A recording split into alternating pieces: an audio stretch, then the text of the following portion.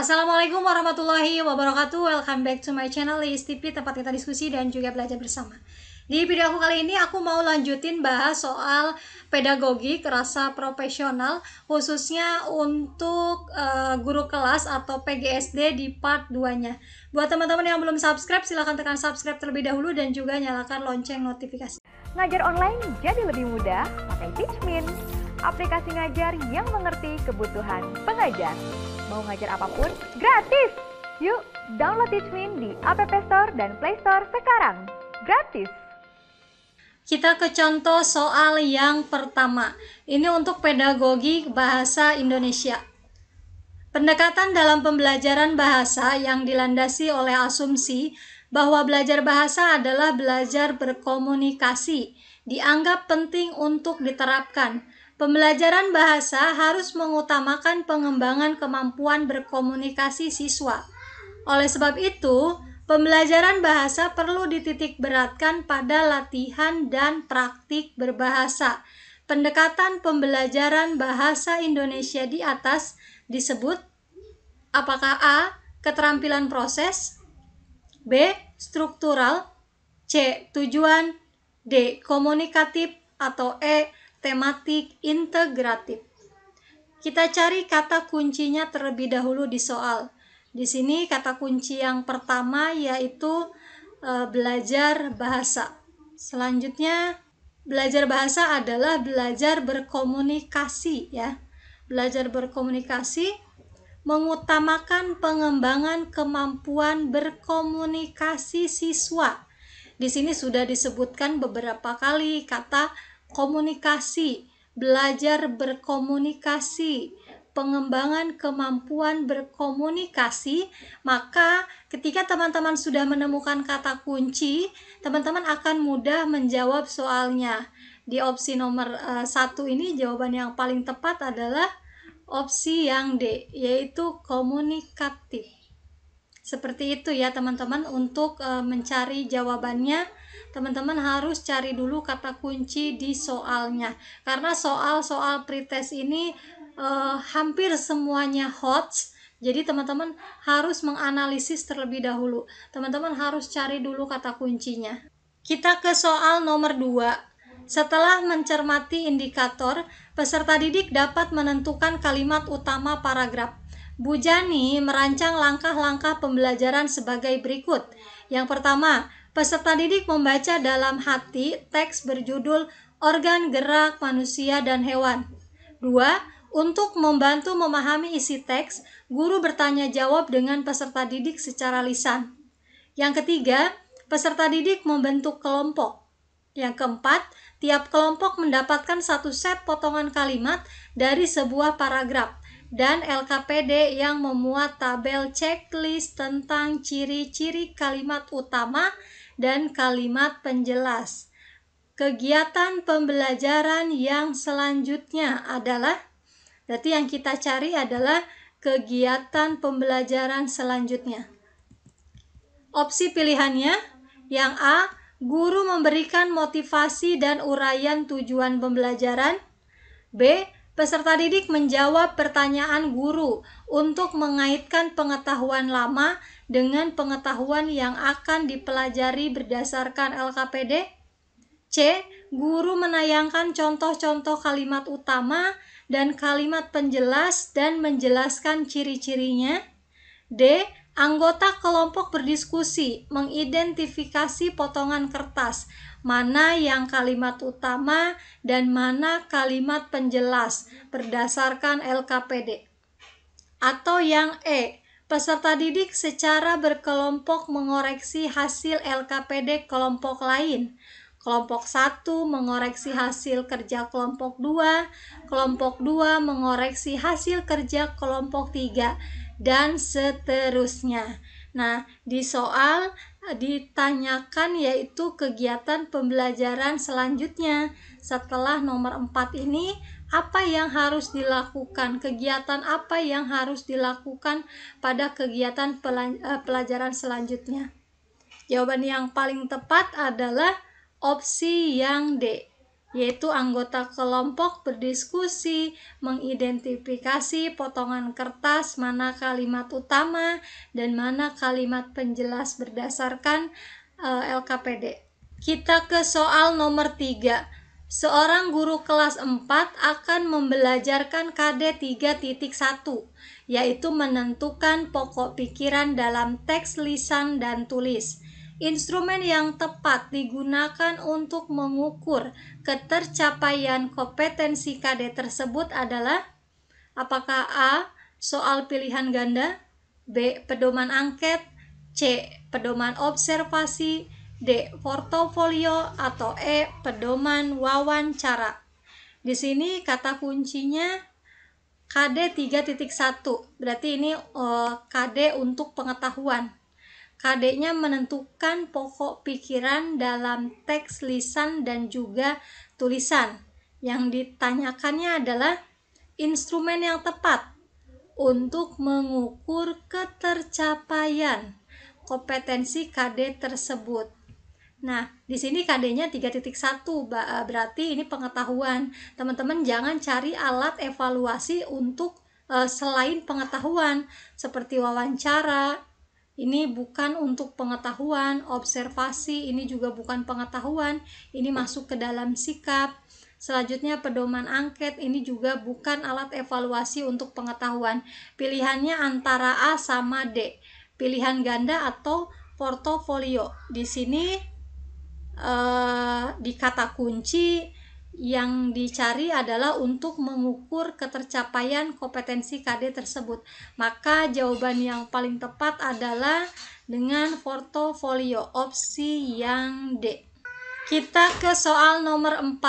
Seorang guru kelas 3 sedang menilai hasil wawancara siswa secara tertulis berdasarkan KD 4.5, yaitu menyajikan hasil wawancara tentang cara-cara perawatan tumbuhan dan hewan dalam bentuk tulis dan visual menggunakan kosakata baku dan kalimat efektif. Salah satu indikator penilaian yang tepat adalah A. Penampilan, B. Ketepatan menggunakan kalimat efektif, C. Ketepatan intonasi, D. Ketepatan narasumber, atau E. Keluasan informasi.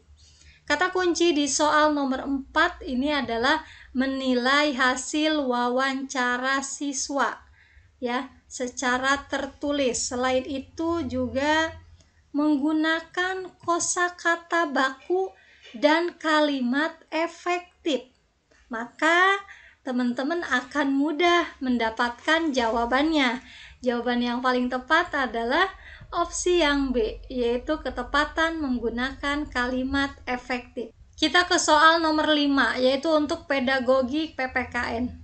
Dalam pembelajaran PPKN adanya pendekatan nilai, norma, dan moral Pancasila yang dapat digunakan guru untuk memudahkan siswanya dalam belajar. Adapun yang dimaksud dengan pengertian moral itu sendiri adalah apakah A. Tatanan aturan hukum yang menjadi sesuatu yang sudah memiliki kekuatan normatif atau kekuatan lain dianut dan diterima serta dilaksanakan masyarakat. B. Prinsip-prinsip benar dan salah mengenai tingkah laku. C. Pola sikap yang sudah mempribadi atau mapan. D. Keyakinan yang harus dipatuhi oleh penganutnya. Atau E. Sesuatu yang berharga, yang dianggap bernilai, adil, baik, benar, dan indah, serta menjadi pedoman atau pegangan diri. Kata kunci di soal nomor 5 ini yaitu pendekatan nilai, norma, dan moral Pancasila. Selain itu, yang ditanyakan adalah pengertian moral. Jawaban yang paling tepat adalah opsi yang B. Jadi, pengertian moral itu sendiri adalah prinsip-prinsip benar dan juga salah mengenai tingkah laku. Kita ke soal nomor 6. Jika dalam pembelajaran PPKN di sekolah dasar, guru ingin membawa peserta didik ke dalam situasi nyata dan menerapkan hubungan antara pengetahuan dengan kehidupannya sebagai anggota keluarga atau masyarakat, pendekatan yang tepat digunakan oleh guru adalah A. pendekatan sosial, B. pendekatan kuantum, C. pendekatan kontekstual, D. pendekatan lingkungan, atau E. pendekatan konsep. Kata kuncinya adalah membawa peserta didik ke dalam situasi nyata. Jawaban yang paling tepat adalah pendekatan kontekstual. Kita ke soal nomor 7. Jika dalam pembelajaran PPKN SD, guru lebih menekankan pada perasaan berupa kepedulian atau perhatian pada perasaan atau kebutuhan orang lain, maka guru tersebut menerapkan model A. Role playing, B. Value clarification technique, C. Sosiodrama, D. Konsiderasi, atau E. Aksi sosial. Kata kunci di soal nomor 7 adalah kepedulian atau perhatian ya pada perasaan atau kebutuhan orang lain. Maka jawaban yang paling tepat adalah opsi yang D, konsiderasi. Kita ke soal nomor 8. Ketika terjadi bencana alam, siswa diajak mengumpulkan sumbangan atau melakukan tindakan pembersihan demi membantu mengurangi penderitaan penduduk yang tertimpa bencana. Merupakan bentuk perwujudan pembelajaran moral dari A. Role playing, B. Value clarification technique, C. Sosiodrama, D. Konsiderasi, atau E. Aksi sosial. Kata kuncinya di nomor 8 ini adalah mengurangi penderitaan penduduk. Maka jawaban yang paling tepat adalah opsi yang E, yaitu aksi sosial. Kita ke soal nomor 9, yaitu untuk pedagogik IPS. Seorang guru SD kelas 5 dalam pembelajaran IPS memulai pembelajaran dengan menyampaikan beberapa penjelasan berdasar pokok-pokok materi pembelajaran, lalu membentuk kelompok untuk melaksanakan kegiatan pembelajaran. Setelah selesai tugasnya, siswa melaporkan hasil diskusi kelompoknya. Guru tersebut menerapkan apakah A. model pembelajaran kontekstual, B. direct, C. berbasis masalah, D. kooperatif, atau E. demonstrasi. Kata kunci di nomor 9 ini yang pertama yaitu membentuk kelompok. Nah, ini kata kunci yang pertama. Kata kunci selanjutnya yaitu melaporkan hasil diskusi kelompoknya. Nah, dari kata kunci tadi, yang pertama membentuk kelompok, yang kedua melaporkan hasil diskusi kelompoknya, itu termasuk ke dalam model pembelajaran apa, teman-teman? Yap, betul, jawabannya adalah opsi yang D, yaitu model pembelajaran kooperatif atau kerja kelompok. Kita ke soal nomor 10. Hasil analisis pembelajaran IPS kelas 5 SD Sukamaju menunjukkan bahwa siswa tidak mau menyimak pelajaran, tidak mau bertanya saat guru menjelaskan, guru dominan menggunakan metode ceramah, hasil belajar IPS rendah. Berdasarkan kasus tersebut, guru akan memperbaiki pembelajaran menggunakan metode inquiry. Rumusan masalah untuk PTK tersebut adalah A. Mengapa metode inquiry dapat meningkatkan hasil IPS siswa kelas 5 SD Sukamaju? B. Bagaimana meningkatkan hasil belajar IPS menggunakan metode inquiry bagi siswa kelas 5 SD? C. Apakah ada hubungan antara metode inquiry dengan hasil belajar IPS? D. Upaya-upaya apa sajakah yang harus dilakukan untuk meningkatkan hasil belajar IPS siswa kelas 5? Atau E. Apakah ada perbedaan efektivitas ceramah dengan inquiry? Kata kunci di nomor 10 ini hasil belajar IPS-nya itu rendah ya. Di sini disebutkan. Selanjutnya, menggunakan metode inquiry. Yang ditanyakan rumusan masalah yang paling tepat. Jawabannya adalah opsi yang B. Bagaimana meningkatkan hasil belajar IPA menggunakan metode inquiry bagi siswa kelas 5 SD. Soal nomor 11. Indonesia terletak antara 95 derajat sampai dengan 141 derajat bujur timur dan 6 derajat lintang utara sampai dengan 11 derajat lintang selatan. Dengan letak astronomis tersebut, Indonesia termasuk wilayah tropis. Jika seorang guru akan mengajarkan materi tersebut, maka media yang cocok digunakan adalah A. Peta persebaran penduduk, B. Peta topografi, C. Peta korografi, D. Peta tematik, atau E. Peta SDA. Di sini kata kuncinya adalah letak astronomis. Maka media yang cocok adalah opsi yang C, yaitu peta korografi. Kita ke soal nomor 12. Dalam kegiatan evaluasi hasil belajar, guru meminta siswa untuk melakukan suatu keterampilan tertentu sesuai dengan apa yang telah diajarkan sebelumnya.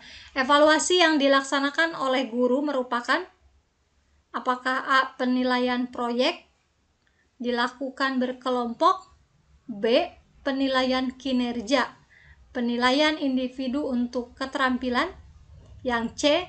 Penilaian portofolio keseluruhan kompetensi, yang D. Penilaian formatif yaitu pengetahuan di akhir materi, atau E. Penilaian sumatif hasil belajar di akhir program PTS atau PAS. Nomor 12, kata kuncinya adalah evaluasi hasil belajar. Selanjutnya, keterampilan tertentu. Ya, keterampilan tertentu. Maka ketika keterampilan yang digunakan adalah yang dilakukan adalah penilaian kinerja atau penilaian individu untuk keterampilan. Jawabannya adalah opsi yang B. Kita lanjut ke soal nomor 13 untuk pedagogik IPA.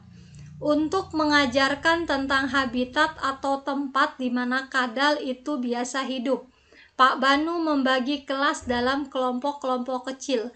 Sebaiknya metode pembelajaran yang diterapkan selanjutnya adalah apakah A. Ceramah, B. Diskusi, C. Widyawisata, D. Tanya jawab, atau E. Eksperimen.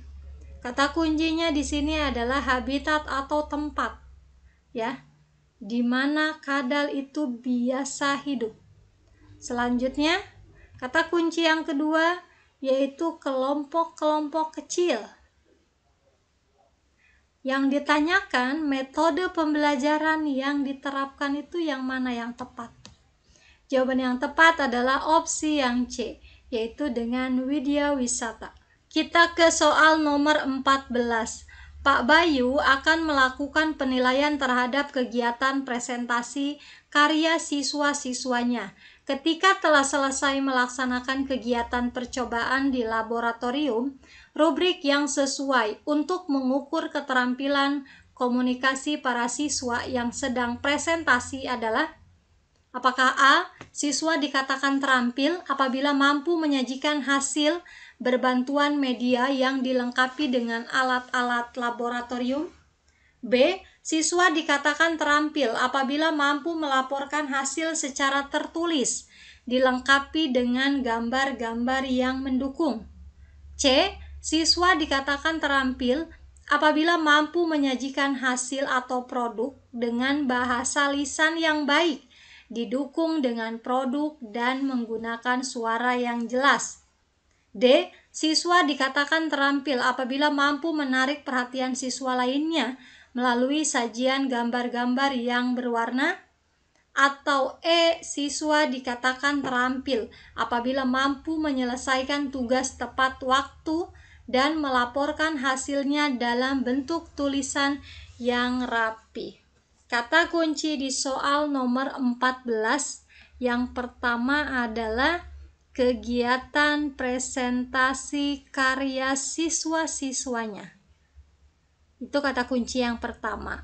Kata kunci yang kedua, rubrik yang sesuai untuk mengukur keterampilan komunikasi. Maka jawaban yang paling tepat adalah opsi yang C.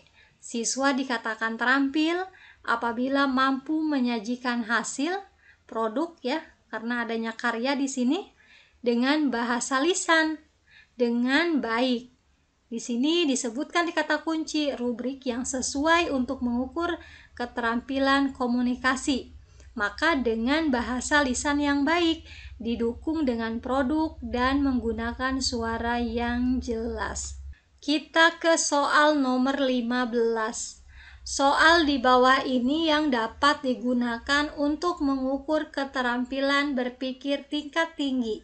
Materi IPA bagi siswa SD adalah A. Apa yang kalian ketahui tentang jenis-jenis pelapukan batuan dan sebutkan contoh masing-masing jenisnya. Di sini indikatornya adalah apa? Ini termasuk ke dalam C1, rendah ya teman-teman ya. Nanti teman-teman bakal dapat soal tidak ada keterangan C1, C2 seperti itu. Di sini saya siapkan agar teman-teman mudah atau gampang mengetahui ini termasuk level kognitif berapa. Indikator apa ini termasuk ke dalam C1.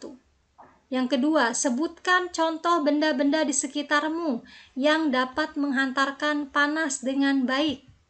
Ini termasuk ke dalam C2. Ini masih rendah. Yang ketiga, deskripsikan ciri-ciri tumbuhan berbiji tunggal dan sebutkan contohnya. Indikatornya adalah mendeskripsikan. Ini ke dalam C3. Ini middle atau medium, C3 ya teman-teman ya. Belum HOTS. HOTS itu di C4, C5 dan juga C6. Opsi yang D. Bagaimana terjadinya peristiwa angin laut dan angin darat apabila dihubungkan dengan perpindahan kalor. Nah, ini menganalisis bagaimana. Ini masuk ke dalam C4. Ini masuk soal yang HOTS. Maka jawabannya adalah opsi yang D. Kita tidak perlu membaca lagi soal opsi pilihan berikutnya. Kita ke soal nomor 16. Pak Rahmat telah mengajarkan konsep kemagnetan dan sifat-sifat magnet menggunakan demonstrasi sederhana di kelas. Namun demikian, siswa-siswanya masih sulit diminta menyampaikan pendapatnya tentang sifat-sifat magnet dan sebagian besar siswa tidak bersedia diminta menyampaikan pendapatnya di depan kelas. Berdasarkan temuannya selama pembelajaran di kelas, maka Pak Rahmat berencana melakukan penelitian tindakan kelas atau PTK. Rumusan masalah yang dapat digunakan Pak Rahmat untuk melakukan PTK-nya yaitu apakah A. Menggunakan metode yang lebih baik untuk mengajarkan konsep kemagnetan, B. Bagaimanakah cara menghilangkan sifat kemagnetan suatu magnet, C. Apakah penggunaan lembar kerja siswa dapat meningkatkan keterampilan siswa dalam menyampaikan pendapat, D. Apakah semua benda-benda berbahan logam dapat ditarik magnet, atau E. Apakah siswa putra lebih berani menyampaikan pendapatnya di depan kelas apabila dibandingkan dengan siswa putri. Nah, untuk soal nomor 16 ini silakan teman-teman jawab di kolom komentar ya. Di kolom komentar video ini.